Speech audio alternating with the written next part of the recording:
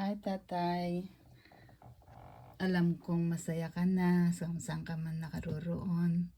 Kami ay masaya din dahil nailipat ka na namin sa magandang lugar, sa iyong libingan, at hindi ka nababahain.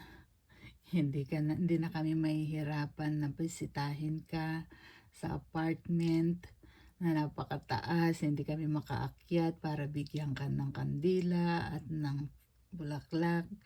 Alam kong mahilig ka sa bulaklak dahil yung mga tanim natin na puro bulaklak, ikaw ang nagdidilig. So, thank you ngayon sa asawa ko at natulungan kami na ilipat ka sa Memorial Garden. Thank you very much, honey.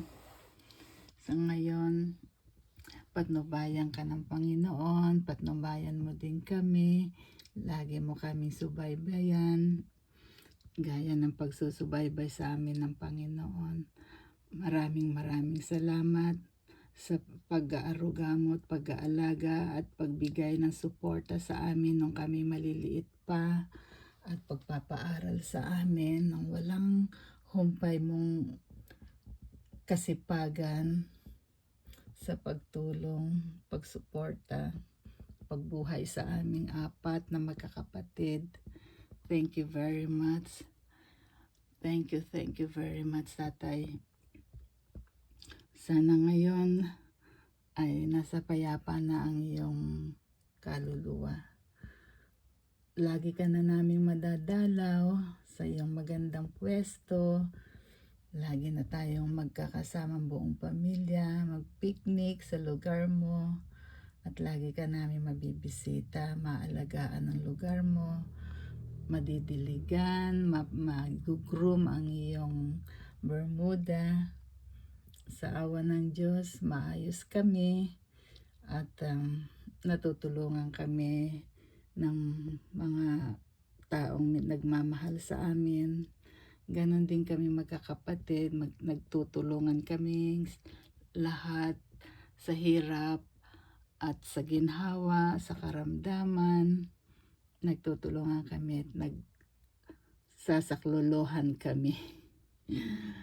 Tatay, maging payapa ka na. Patnubayan mo lang kami. At maraming salamat sa lahat na may pinagkaloob mo sa amin, sa paghubog mo sa amin, na maging mapagmahal, mapagbigay, maalalahanin sa bawat isa at sa mga taong nangangailangan. Nakita namin kung gaano mo kamahal ang mga tao sa paligid mo, na kahit may kapansanan ka, tumutulong ka pa rin at nagbibigay ng kahit magkano sa mga namamalimos. Kahit nakikita nilang isa lang ang paa mo, na plastic ang isa, nagbibigay, nag-aabot ka pa rin sa mga pulubi. Na lalo na pag natanggap mo na yung pension mo sa SS, nagtutuwa ang mga bata dahil lumalapit sila sa iyo, nanghihingi na kahit pa piso-piso, binibigyan mo. Masaya ka sa mga bata. Ngayon, marami ka ng apo. Meron ng 4 kay William, meron ng isa kay Kimberly, isa kay Jesly, isa kay Jeline, isa kay Neil. Masayang-masaya sila pag nakikita nila yung picture mo. Ito pala ang lolo namin, ang gwapo. Nasabing ganon. Kaya nung linipat namin yung buto mo sa memorial, nandun lahat sila. Parang naging reunion. Kaya relax ka na, maging payapa ka na. Maayos naman si nanay. Masaya, kasama namin nung inilibing ka, linipat ka namin. Maraming salamat, tatay. Maraming salamat, Lord. Thank you very much. Patuloy mo kami sinusubaybayan. Salamat din sa pagbigay mo ng asawa sa akin na mapagmahal, maalalahanin at matulungin sa buong family.